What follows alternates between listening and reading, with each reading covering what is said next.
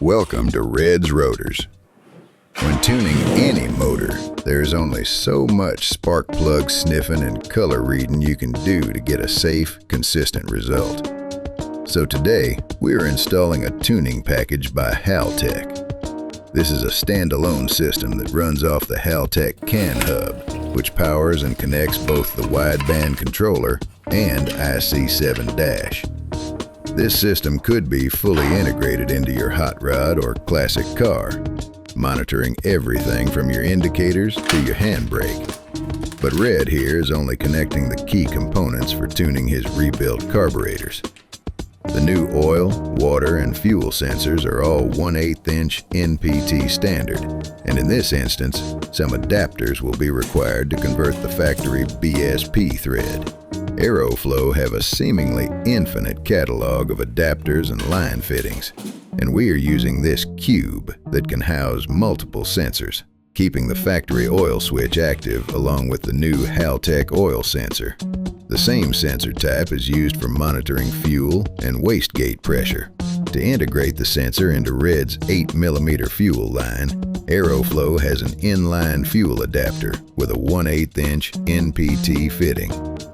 This will keep track of the fuel pump's ability to hold 3 to 4 pounds per square inch under load. Next, we have the main event, our WB2 kit, which has everything you need to rig up a reliable air-fuel reading. The oxygen sensors need to be installed 12 to 18 inches from the exhaust manifold inlet flange. To do this, we need to drill and weld the oxygen sensor bungs in an upright position, just to avoid moisture damaging the sensor. Pop on a bit of copper grease, screw the sensor on, job done. Next, we need to mount the Wideband controller inside the engine bay. Old Red over here is going to remove his unused piece of air conditioning hardware and fabricate a custom stainless steel bracket. The bracket has a step in it, so we just need to heat the stainless steel up and replicate the geometry. With a quick search online, a free 3D printable mount is available for download to attach the controller to. We'll put a link in the video description so you can print yourself one and mount your Wideband controller wherever you please. Looking in the provided manual, Haltech advised that each Wideband sensor will require 4 amps of 12-volt power each. We're installing 2 Wideband sensors, so by my math, that is 8 amps total. That is quite a lot to be splicing into one of these old circuits, so we are going to create our own dedicated 12-volt relay. Red has soldered together the main 12-volt power supply going into terminal 30. Crimped on some spade terminals on the respective terminal number 87 and number 86, along with a ring terminal for the earth coming out of number 85. This new circuit will power the CAN hub, the Wideband controller, and the iC-7 screen. For monitoring water temperature, we are going to remove the factory temperature switch, located right behind the thermostat. This controls when to release the choke on startup, but is in a prime spot to give us some good data on how hot the water is exiting the thermostat. Next, we remove a piece of the fuel line and replace it with our new fuel pressure sensor. Red likes to heat up the fuel lines a little bit to help them seal around the hard lines and filter that they are mating to.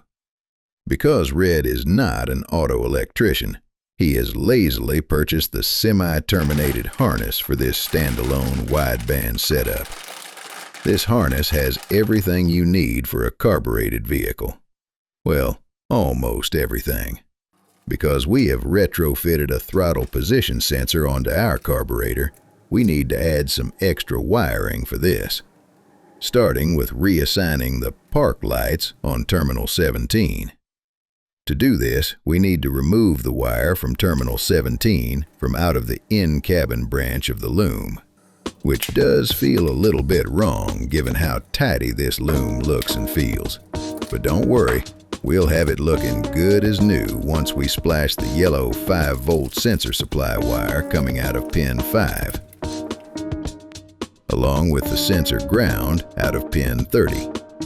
a bit of electrical tape and a few zip ties, and she's as good as new. Better even, now that we have a TPS connection. Note, this will need to be assigned in the Haltech software, but we'll get to all that customization later.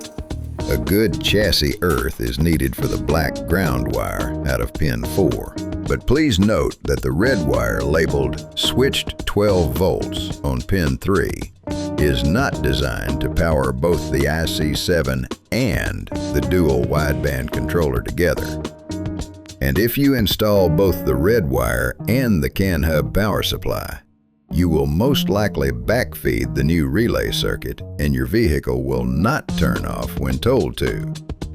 Ask Red how he knows.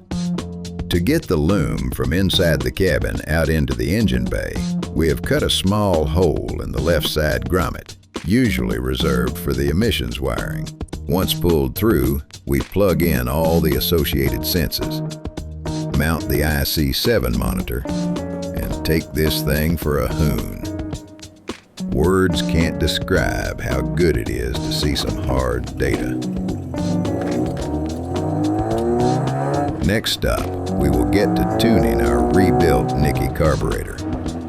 We hope to see you then. Don't forget to hit that subscribe button. Happy rotoring.